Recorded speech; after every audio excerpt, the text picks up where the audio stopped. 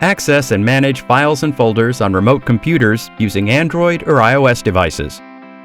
Log into your RemotePC account and tap on the computer you wish to access the files or folders. Tap File Access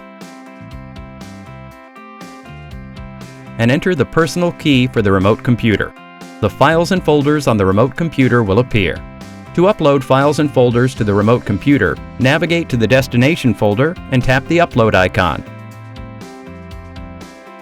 Select all the files and folders you wish to upload and tap Upload. To search specific files or folders, tap the search icon and type the item name you wish to access. Relevant items will appear as search results. You can also select multiple files and folders to delete or download. After selecting the items, tap Download to download the items or tap Delete to delete the items.